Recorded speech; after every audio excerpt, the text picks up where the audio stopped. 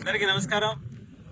దిత్వా తుఫాను సర్వేపల్లి నియోజకవర్గంలో తిరుమలమ్మపాలెం చుట్టుముట్టి 3 రోజుల వరకు కూడా నీళ్లు తగ్గక అల్లాడిపోయినటువంటి పరిస్థితి. అదేవిధంగా ఏదైతే తిరుమలమ్మపాలెం గ్రామానికి వెళ్ళేటువంటి బస్సు వెళ్ళాలంటే ఈ రోడ్డు అంతా కూడా తెగిపోయి కనీసం 3-3.5 అడుగులు లోతు వరకు కూడా తెగిపోయి బస్సు కూడా పోయేటువంటి పరిస్థితి లేని విధంగా రోడ్డు తయారైంది. కాబట్టి స్థానికుల కోరిక మేరకు ఇక్కడికి వచ్చి చూసాం. అదేవిధంగా ఆర్ఎండ్బి అధికారులు కూడా తెలియజేస్తాం.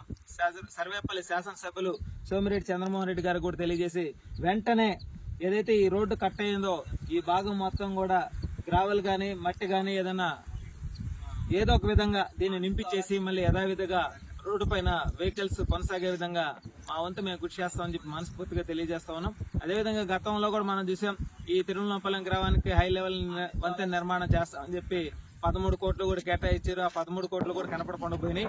కానీ కూటమి ప్రభుత్వం హై లెవెల్ వంతెన నిర్మాణం చేసేదానికి 100% పనిచేస్తుంది. అదేవిధంగా గ్రామస్తులకి ఎప్పుడు ఏ ఇబ్బంది వచ్చినా సరే కూటమి ప్రభుత్వం అండగా ఉంటుందని మనస్ఫూర్తిగా తెలియజేస్తాం.